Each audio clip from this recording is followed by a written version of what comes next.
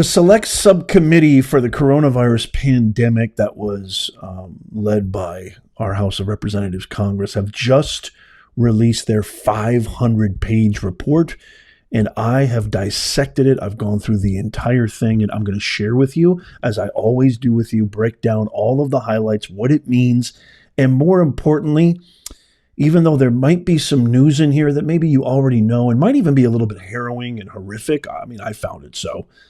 I think there's a little bit of light at the end of the tunnel, and I hope you will stick around for that. First, let's go through this is the actual report, which is over 500 pages long, and I want to kind of read to you what the introduction states here, and then we can kind of get to my notes. I mean, this is I'll leave a link in the description for the full 500-page report if you want to dive into it, by all means. I'll put that in the description and the show notes down below. Dear colleague, this is, again, dated December 4th. This is after 2 years. It has been my distinct pleasure to lead the select subcommittee on the coronavirus pandemic. I was honored to be entrusted with this great responsibility.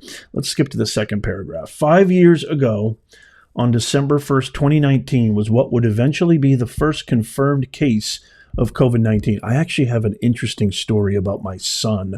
We were on vacation around Christmas time in 2019. I have a story about that. After that, a pandemic devastated the world at nearly never before seen proportions, leaving millions of dead and millions more concerned about long-term consequences. COVID-19 was novel. The brightest scientists and medical experts were leaning on the job to determine how to treat both underlying disease and the second-order side effects. Since February of 2023, the Select Committee sought to produce a full after-action report to provide a roadmap of how we in Congress, the executive, and the private sector may be better prepared for and respond to future pandemics. Throughout this process, the Select Subcommittee sent more than 100 investigative letters, conducted 38 transcribed interviews or depositions, held 25 hearings or meetings, and reviewed more than 1 million pages of documents from dozens of custodians. This work looks back on many events, comments, guidances, and other actions to look forward.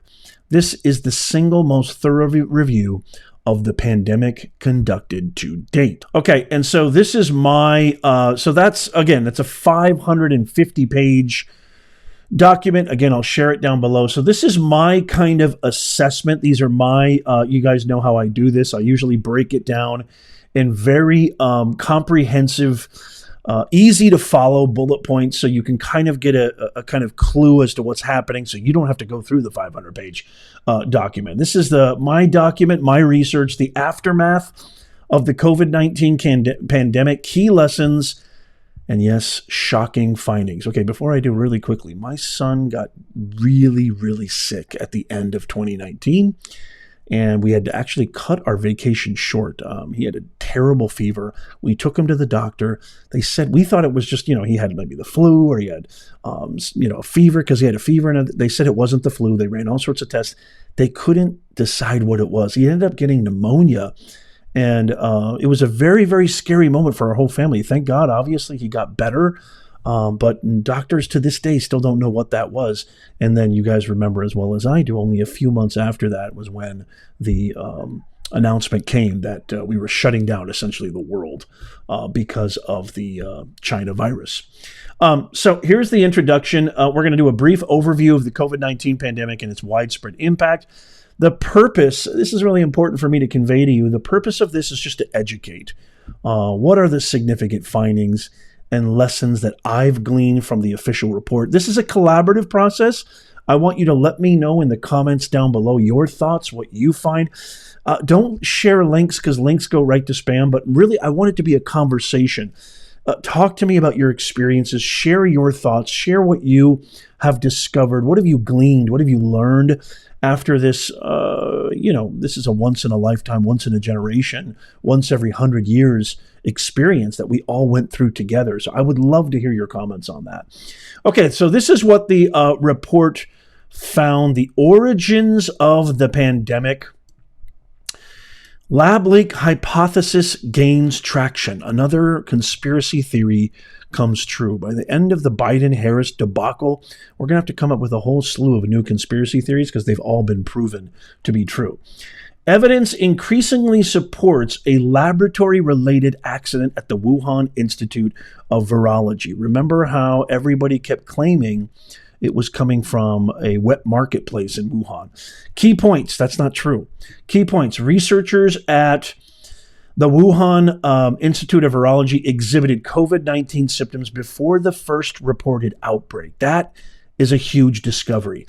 Another damning discovery that, we've seen tons of, I've shared videos between Senator Paul and Anthony Fauci, who I believe is 100% one of the worst villains and criminals to ever breathe oxygen in our world, on Earth, and deserves to be prosecuted to the fullest extent of the law. Gain-of-function research was conducted under risky biosafety protocols. This virus spawned from gain-of-function research. Multiple experts, including intelligence officials, scientists, and global leaders, endorse this hypothesis. Alternative zoonotonic origin lacks substantial evidence. So there was no infected animals at the so-called running narrative that this was all due to the wet marketplace in Wuhan. Are there all sorts of weird critters and God knows how many biohazardous germs and bacteria and viruses that are probably spawned from those awful, egregious conditions in these Chinese wet markets? Of course, but that is not where the coronavirus came from. Cover-up allegations. This is very important. The Chinese government and some international entities allegedly worked to suppress evidence of the lab leak theory. Reports and studies challenging the natural origin theory were labeled as conspiracy theories. As you well know, we were labeled as that, plenty of people here in the United States as well. Government and institutional failures. EcoHealth Alliance role conducted dangerous gain-of-function research without adequate safeguards. This is probably one of the most buried, suppressed, and censored points of view, perspectives during the entire pandemic. They misled the NIH about research locations and failed to report critical data promptly.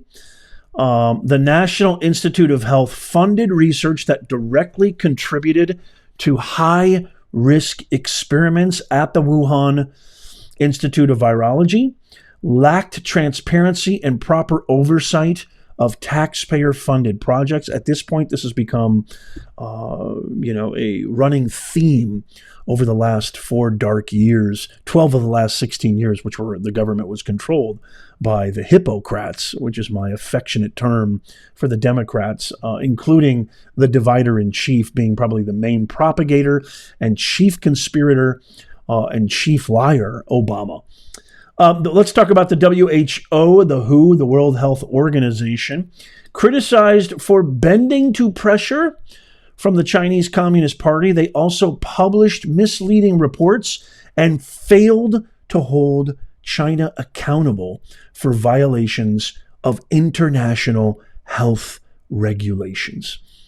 The WHO is another example, which is why I'm so happy about DOGE, the Department of Government Efficiency it's going to be run by Vivek Ramaswamy and Elon Musk. The bureaucratic red tape nightmare administration, which I have experienced firsthand a million times, not just in academics, but when I was commissioned to work with Washington by my universities. It's the most headache-inducing, absolute waste of time, energy, and resources you can imagine. There is not an agency that is devoid of it due to the fact that their hubris and narcissism, and that this is the way it's been done for 100 years, and there's no innovation. The pandemic really exposed education, not just higher education, but grade K through 12, elementary, high school, you name it. Every level of education It was just unbelievable when I was, working and my kids were doing school at home, forced, and we're going to talk about that in a second, forced to do remote schooling and remote learning. When I would overhear conversations, overhear what the professors and teachers were saying, it was absolutely just jaw-dropping how bad it was. I was flabbergasted. I'm sure you were too. Let me know in the comments if you, your loved ones, your grandkids or whatever had to go through remote learning. I would actually love to hear what your experience was like, because I have a lot to say about it. But let me know in the comments what your experience of remote learning was like. The next point, fraud, waste, and abuse in pandemic relief programs. There was a lot of this. There was unprecedented levels of fraud. The PPP, the Paycheck Protection Program, this is a big one, at least $64 billion. That's billion with a B, lost to fraudulent claims. Unemployment insurance programs, over $191 billion. Again, billion with a B, stolen due to lack of oversight. And I just want to say this really quickly. I know we were going through an unprecedented, unmitigated disaster. Mistakes are allotted, okay? I think empathy should be exerted. I don't think anybody was looking for perfection. But this level of gross negligence, this level of just foul play, lies, deceit, I've said this so many times in my classes, that I used to teach, and I've talked to my kids about this too. This is why I think the mandate happened on November 5th. I'd love to get your thoughts on this. It would be fantastic if just once these political administrative, hacks, and I mean just everybody, senators, congressmen, executive branch, all of them, would just once come out when they give a press conference, and instead of just, it's the same thing Biden should have done when he pardoned Hunter. Instead of just giving us this BS rigmarole, automaton, pre-rehearsed, premeditated, Kamala-esque diatribe, just look at the camera, look at the American public, the American people and citizens in the face, and just say, I don't know what the hell's going on, but we're going to do our best to figure it out. We're just as lost, terrified as you are, but guess what? We've got some great people, smart people here. We're going to figure it out. That's all. But they never do that because their hubris and their ego is too big. Economic Injury Disaster Loan Program. We all remember that. EIDL, otherwise known as EIDL. $200 million misappropriated. $200 million. There was definite weak oversight. Agencies failed to coordinate, validate applications, and modernize systems to prevent fraud. They failed miserably at this. And this is something that they've been, told many, many times, especially by people like me. You guys are 100 years in the past. You're doing things, the way that you're executing things, the way that your processes, operations, and systems, etc., your protocol is so antiquated. Get with the program. They never listened. This is a heavy one right now, especially as it relates to our migrant crisis. Transnational criminal organizations exploited these vulnerabilities. Let's talk about mask mandates and social distancing. This one is a biggie, as I'm sure all of you guys know. The report uncovered scientific weaknesses. Remember all that social distancing? Remember stay away from me? Remember the masks? Remember, you can't, you got to go one at a time into Trader Joe's and grocery stores, et cetera, et cetera. You can only have this. We had a huge toilet paper. What was it? Paper towel, toilet paper crisis. 6 foot social distancing guideline lacked robust scientific support. I actually had a guest on 4 years ago, an actual pharmacist, Ben, God, I've just lost his name. Ben Fuchs. If you're listening, Ben, love you, man. He was one of the first people, and I actually got to say, I was a little bit taken aback by what he was saying when he came on our podcast, and he said, all of this stuff is BS. All of these social distancing, all the guidelines that the CDC and everybody is, broadcasting to the whole world, it doesn't help at all. He said vitamin D, exercise, get out there. You need to get out there in the sun. I mean, he was advocating a completely the antithesis to everything that the so-called trust the science people were purporting. Ben, fantastic, man. Mask mandates relied on flawed studies resulting in public confusion and mistrust. Forcing masks on young children caused more harm than good. I actually have my own physical ailment story related to this. I ended up getting a polyp in my vocal cords when I was teaching, forced to use an N95 mask. And I'm convinced, even though there's nothing conclusive there, I just, through my own due diligence and my own feeling, my own gut, I'm gonna admit this. It's not necessarily scientifically based, but I feel it in my gut. A lot of that issue, and I had to actually have it surgically removed because it was awful, had to do with me being forced to wear these masks while I was breathing consistent carbon dioxide, which you're not supposed to do. Let me know if you had any complications. I would love to hear your thoughts on this. School closures and their lasting impact. This one's really, really big, obvious reasons. Severe consequences for children, long-term academic setbacks that could affect generations. We have stifled the development of our kids.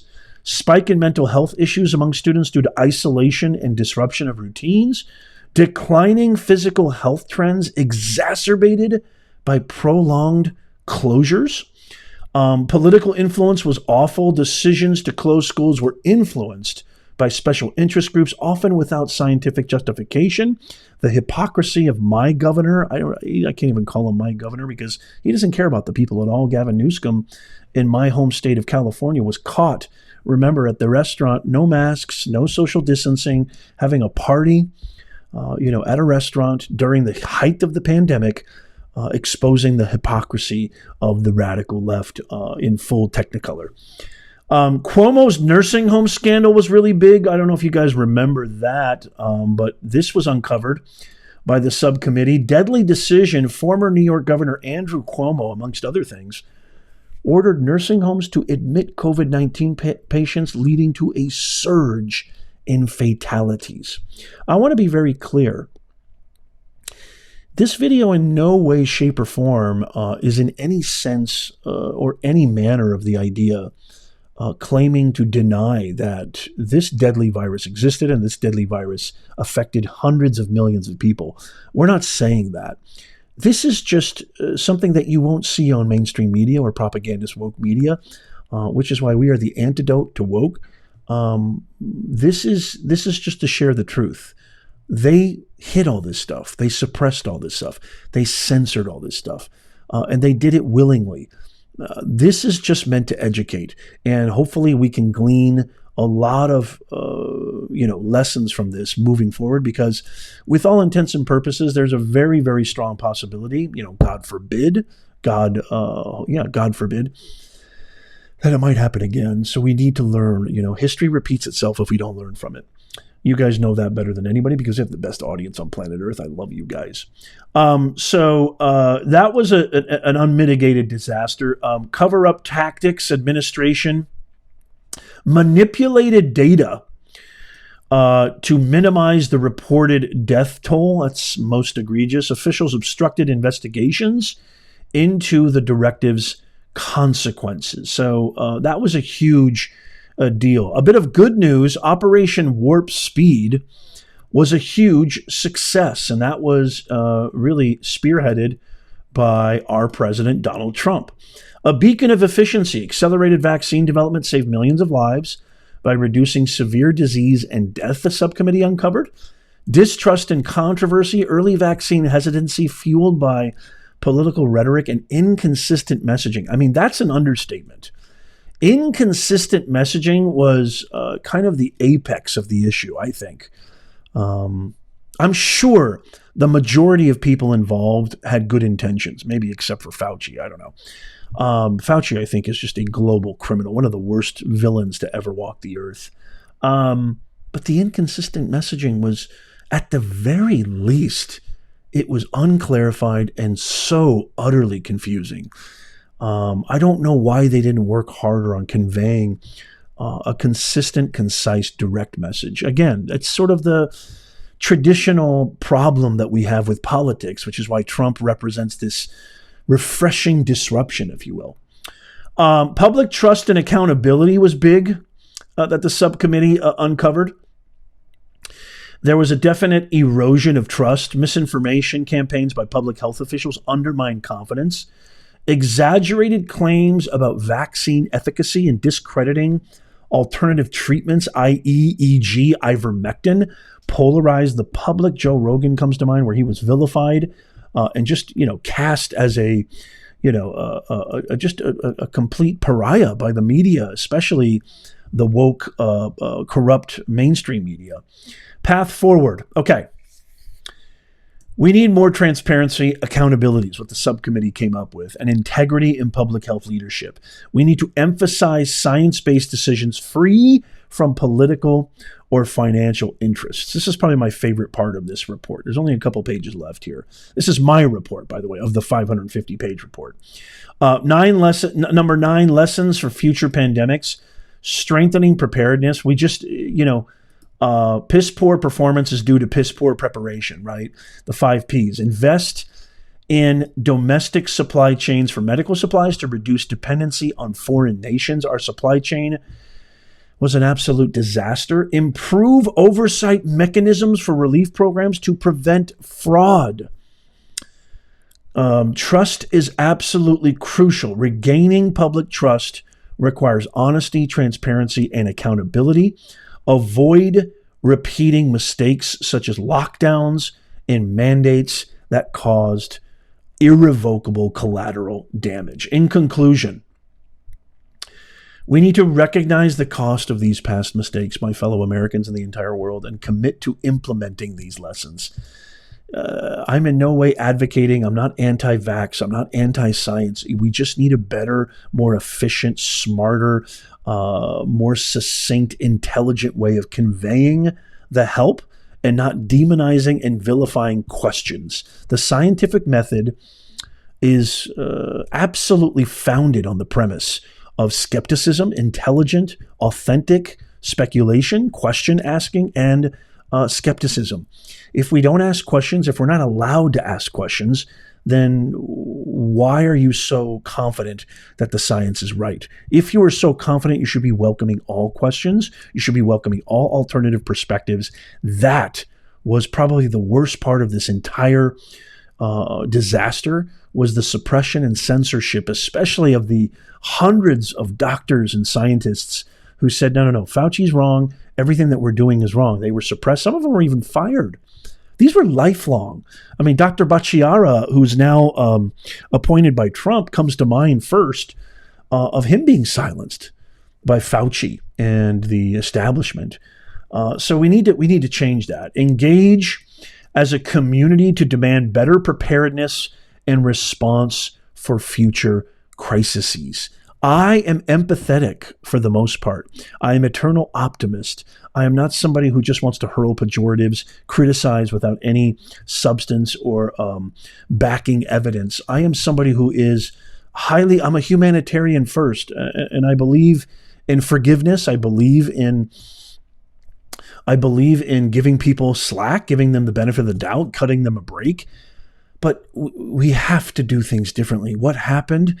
The amount of failure that could have been avoided, the lies, the deceit, the cover-up, the abysmal way that you conveyed the messaging, somebody needs to be held accountable for that. I mean, we've got total economic collapses, ruined, and really, to me, in my mind, had a lot to do with Trump, really Biden gaining any votes. Never mind, I'm not going to get into the 81 million, which I think is a total farce. But I think it was election interference as well. I think it helped with election interference, which is not good. So just to kind of wrap up here, so that's how I feel. I really believe in that, and I want everybody to understand that I believe in that. In summation, again, the major findings of this 550-page report was that the NIH funded gain of function research, they lied about it. The Constitution can't be suspended in times of crises. COVID emerging from a lab leak is not a conspiracy theory. EcoHealth and Dr. Peter Daszak should never again receive taxpayer funding. Public health officials have lost the trust of the people, as well as every government entity at this point until Trump takes office January 20th. Trump's Operation Warp Speed was a huge success. The COVID response was rampant with fraud, waste, and abuse. Again, preventable, egregious mistakes and failures is the whole point of this video, because you're not going to see this in woke propagandist media. The whole point of this video is not to say, point your finger and be like, you are just awful. No, we need to expose the liars and tell the truth. The prescription cannot be worse than the disease. Lockdowns had horrific consequences. Again, I will leave a link to the entire document in case you want to check that out in the description and show notes. But I would love to get your thoughts on my report and my breakdown. What did you guys think? What are your thoughts? Is any of this come as a surprise? Were there zero surprises? I mean, I knew this all along, Nez. I don't even know why you're talking about this. We knew this all along. Are you surprised that nobody has been held accountable? And last but not least, what do you think President Trump will do? I really want to hear you and read your comments on that. Thank you so much for being here. Check out these videos coming up on the screen right here. Tap my face right there to subscribe and follow. It's free. And as always, may God bless you and may God bless the USA. I'll see you soon.